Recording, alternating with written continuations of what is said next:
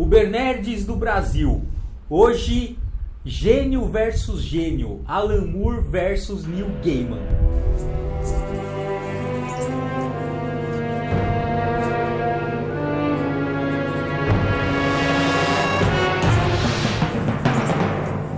Bom, então quem são?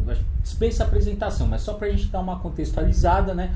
Os dois, como a gente já falou aqui, eles estão dentro do que a gente chama de British Invasion, que é o momento que os cómics americanos são invadidos por uma leva de autores ingleses, e dentre esses os dois maiores expoentes, sem dúvida nenhuma, são o Alan Moore e o Neil Gaiman, né? Então esse é o contexto dos dois. Os dois são gênios, né? Assim, isso tem que ficar claro. A obra vastíssima, ninguém aqui tem pretensão de esgotar nada, né? Mas a gente quer falar dos dois porque várias pessoas pediram e são caras que tem que ser citados, né? Então quem que é o Alan Moore? O Alan Moore, ele é um cara, ele cresceu num bairro lá meio proletário lá da Inglaterra, e um leitor, ele leu quadrinhos desde muito cedo, é um leitor voraz muito cedo, fracassou na escola, assim, ele tem um momento de pequeno sucesso escolar, depois ele se desinteressa, né, que é aquele tipo exemplo do aluno que o cara tá além, né? Tem aluno que é ruim porque ele tá abaixo do nível daquilo que tá sendo dado.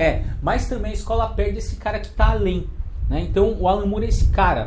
Então, pra você ter uma ideia, o Alan Moore, ele, assim, perto da escola onde ele estudava, ele tinha um hospício. E ele cabulava, ele pulava o muro da escola pra ficar lá com os caras do hospício, porque ele falava que lá ele aprendia muito mais do que aquilo que ele aprendia na escola com os professores. Então, o nível do cara. Bom, o Neil Gaiman, o cara era bom aluno, CDF, é o oposto, né? Oposto do Alan Moore. Tinha uma facilidade muito grande para ler, ele gostava muito de Alice no País das Maravilhas, gostava muito de Nárnia, que também, isso é uma coisa que chegou recentemente aqui no Brasil, mas que para eles é meio básico. Assim, né? Como o Senhor dos Anéis também. Assim, também chegou aqui. Você tinha uma galera que assim, filme. Você tem uma galera do RPG que sempre curtiu, claro, né? Conhecido por um público pequeno, mas um grande público. Agora, na Inglaterra os caras liam na escola, isso era uma coisa diferente. Do mesmo a relação é outra. Se lê Machado de Assis aqui, os caras leem Tolkien. Duas referências que ele tinha, o Lovecraft e o Chesterton, que dois ingleses do final do século XIX, início do século XX, que escreviam. Os caras, é aquela coisa, né? Os caras ingleses, é tudo, é filósofo, é ensaísta, é desenhista, é tudo, pintor de parede, o cara faz qualquer negócio. A formação desses caras, né? Tanto é que aí o que acontece? O Gaiman faz jornalismo, nessa busca aí para construir uma carreira de jornalista, ele acaba conhecendo o Moore, e aí o Moore chama ele para escrever uma história do Monstro do Pântano, assim, tipo, dar uma história para ele testar ali uma possibilidade de roteirizar, já que eles tinham várias coisas de afinidade e tal. Então quem dá o start no Gaiman é o Moore. Então, é interessante notar que o Alan Moore, ele tem esse movimento, mainstream underground, né? Então ele tinha escrito na Inglaterra, né, o Marvel Man, o V. Aí chamam ele para ir nos Estados Unidos, quem chama é o Lin Wine, que ele acha que é trote, desliga e tal, mas ele vai, lá ele pega o Monstro do Pântano, né? Aí já também tem o Watchman, depois ele tem aquele momento que ele volta meio que pro underground com a American Best Comics. Sim, o Top 10. Top 10, tem o Tom Strong. O Supremo é quando ele tá na Image. Aí depois é a Image. Bom, então é assim, notar que ele tem esse... navegando ali. Então, o do Inferno também seria meio que essa volta pro underground, então, assim, autoral. Que é uma coisa que a gente estava comentando aqui também, que é assim, o cara que trabalha no mainstream, ele quer ter liberdade criativa. Tem uma hora que enche o saco também alguém ficar podando o teu trabalho toda hora. E o cara que é do underground, assim, se você também não faz uma concessão para o teu público, você fica ininteligível. Então, é do mesmo jeito que o cara do underground ele quer sobreviver, ele quer ganhar dinheiro com aquilo que ele está trabalhando, o cara do mainstream quer ter liberdade criativa. Muitas vezes não dá para conciliar uma coisa com a outra. Aí você fica transitando. Você fica transitando. Que você enche o saco de uma coisa, vai para outra. Aí precisa de comer, aí você volta. Porque você também tem que notar que são autores consolidados. Então, hoje em dia, você fala, escrito por Alan Moore, você compra. Acabou. Bom, o Gaiman, ele, assim...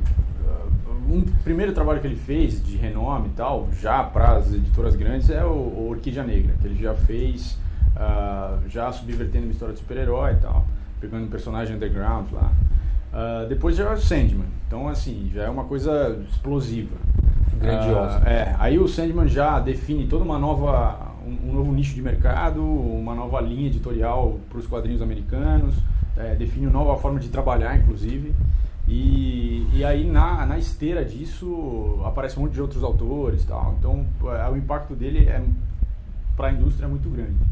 E aí ele também sai dessa linguagem em quadrinhos e vai para outros lugares. Assim. Ele faz uma série de televisão para a BBC, que depois foi até adaptada para os quadrinhos.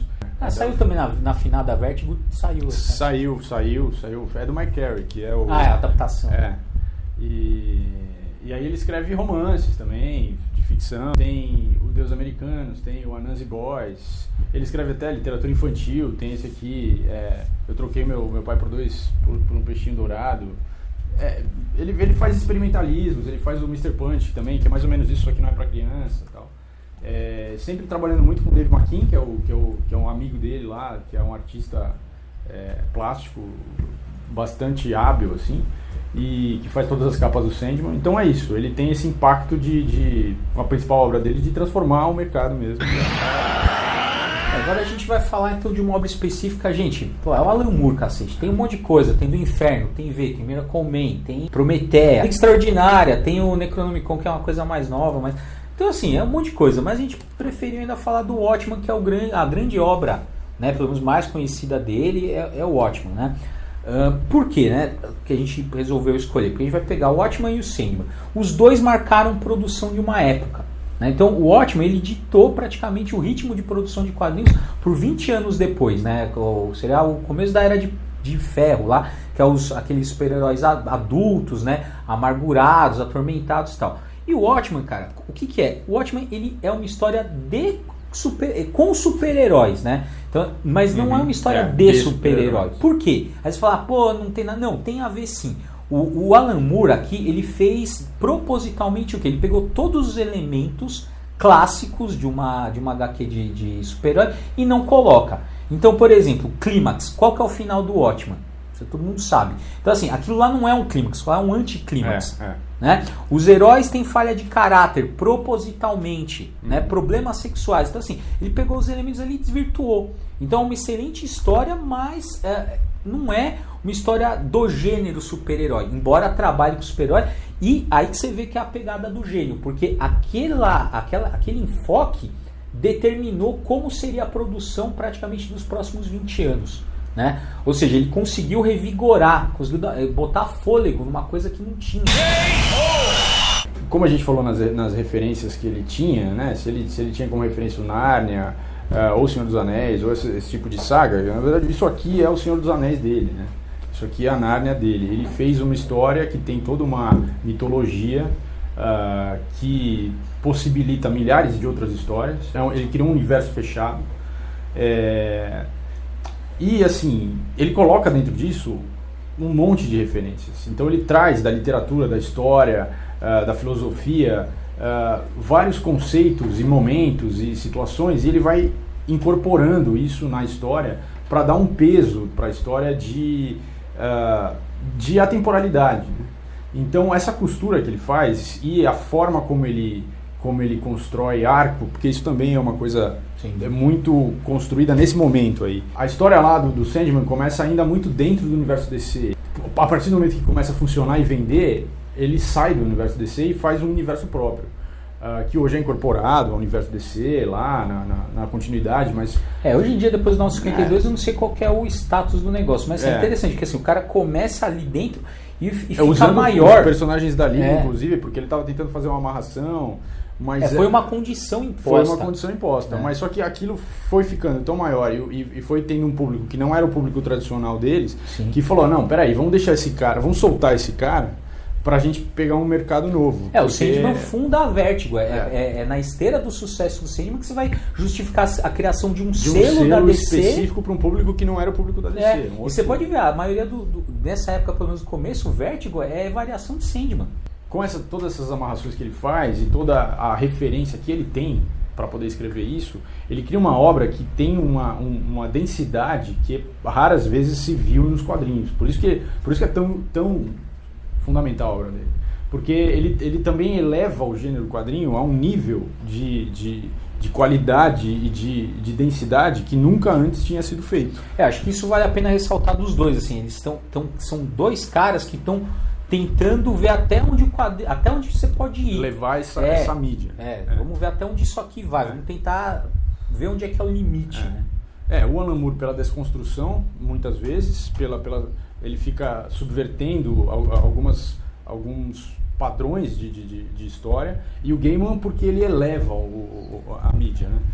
Ele tem uma habilidade de escrever histórias que já é além da fórmula, que é tão norte-americana. Né?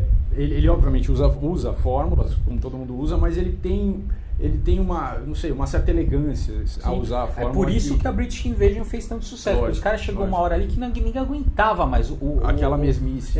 Porque virou uma coisa autorreferencial. Os caras que trabalhavam ali, o que eles tinham lido? Eles tinham lido autores de história em quadrinhos norte-americanos, não tinham outra coisa, então ficava sempre a mesma coisa. Aí entra o quê? Entre esses ingleses aí, que o referencial é outro, é literatura, filosofia, música, um monte de coisa, e os caras, caralho, o que é isso?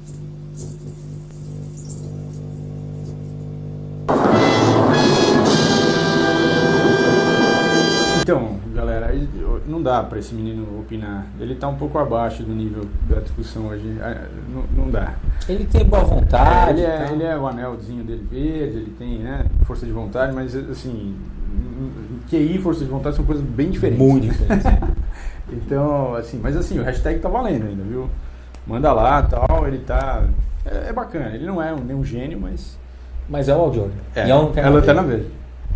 É isso aí, até mais.